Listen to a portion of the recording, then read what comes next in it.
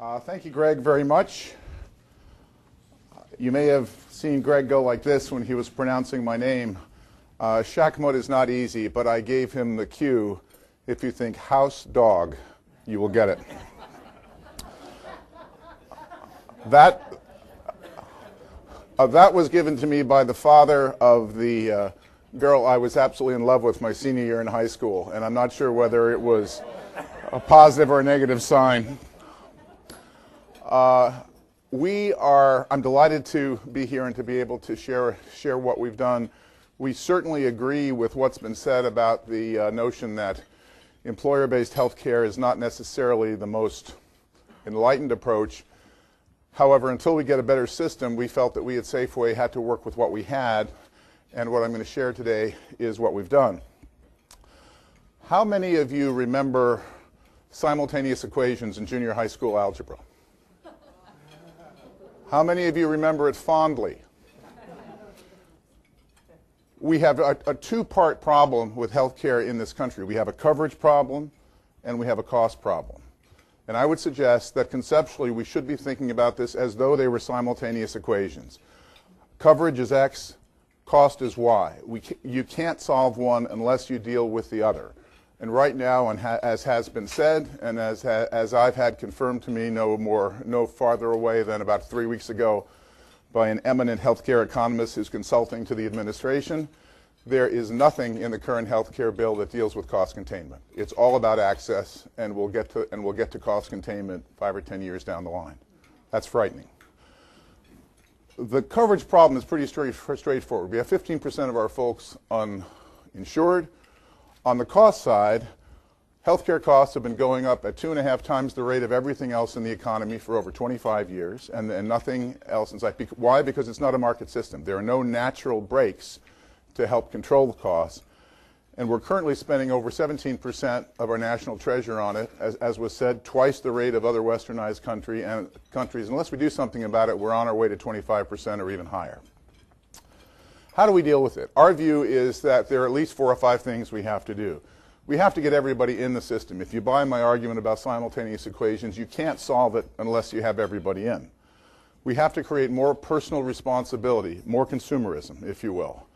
We have to encourage prevention and wellness by linking incentives for healthy behaviors. There's a lot of talk in the bills and in the halls of Congress about prevention and wellness, but scrutinize those bills carefully and see how often you find the word behavior or behavior change. I promise you'll have to look long and hard. It's not there. And that's really a tragedy because 70% of healthcare costs are driven by behavior. And if we're not willing to deal with changes in behavior, we have no chance in controlling those costs. We have to have cost and quality transparency. Everything else in our economy works because we have that. I mean, if you think about all the consumer goods that we buy, color television sets and cell phones and personal computers and the like, in all of those cases, we have good information, not perfect, but good information about alternatives. We pay with our own money. The providers who are good are rewarded, they prosper. The providers who are bad either clean up their acts or they go out of business, and the cycle rejuvenates itself. We have none of that in healthcare except in 2 areas that are pretty much outside of the normal healthcare system. And those are LASIK eye surgery and cosmetic surgery. In general, if you look at that, the unit cost has gone down and adjusted for inflation, and the quality has gone up, or the product has gone up. Why? They live in the market, and the rest of us don't. Here's our experience. The 2 lines here are all-in costs. The blue line is the Safeway cost. It represents what we've done with our non-union workforce, which is 30,000 out of our 200,000 people. All in means our cost plus the employee premium plus the employee out-of-pocket. So the total cost of medical spending, no cost shifting. Indexed on a per capita basis to 2005 when we had our classic PPO as our benchline at 100. Today we're at 102, and next year we'll be at 101. So we've flatlined our costs for 4 going on 5 years. No cost shifting. If I were to show you just the line for the Safeway costs, just the line for the employee premiums, just the line for the employee out-of-pockets, they would tend to mirror that blue line pretty closely.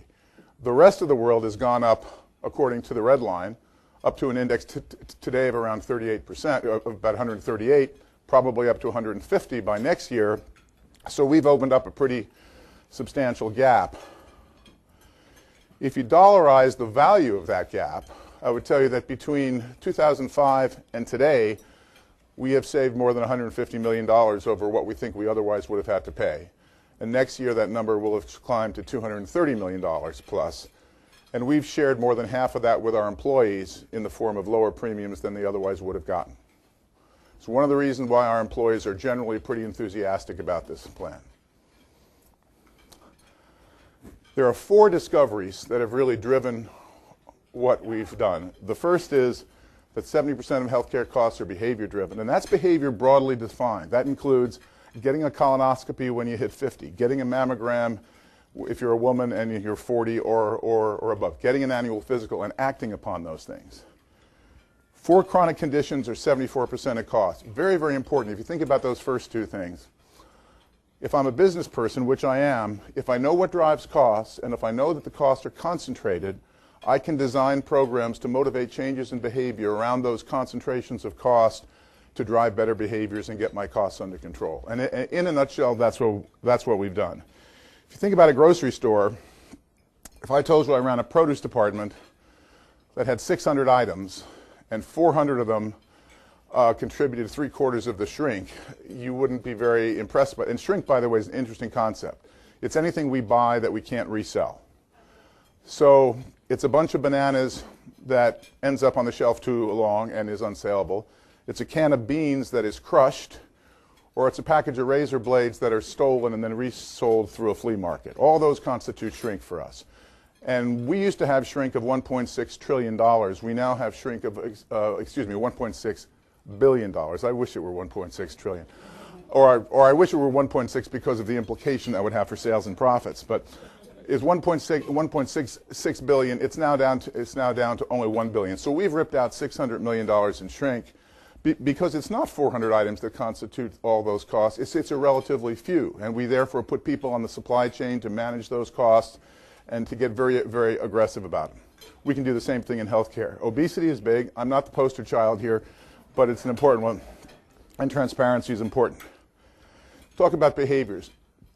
These bars represent the incremental expenses incurred by the average person that has this condition versus one who does not. So a smoker costs $1,405 more per year on average to cover with healthcare expenses than a non-smoker. An obese person, and that's not total, that's incremental. $1,400 for an obese person and so on down the line. We in Safeway have incentives in place to motivate behavior change in those areas, and the magnitude of those incentives currently is indicated by the blue sub-bar. Here's the second piece of that.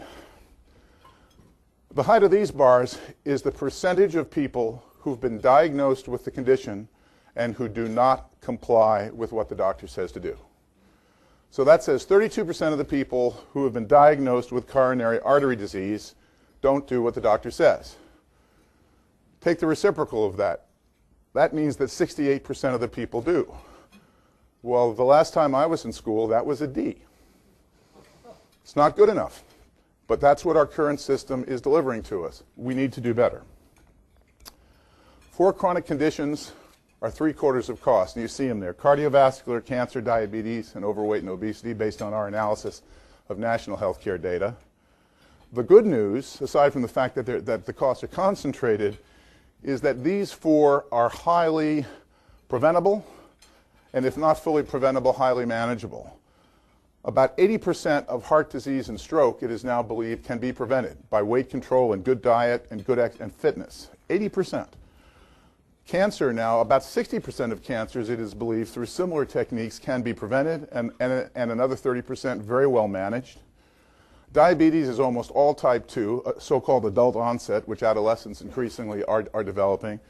But most of that is about behavior and weight and too much sugar intake. And with respect to overweight and obesity, nearly everybody can do something about it.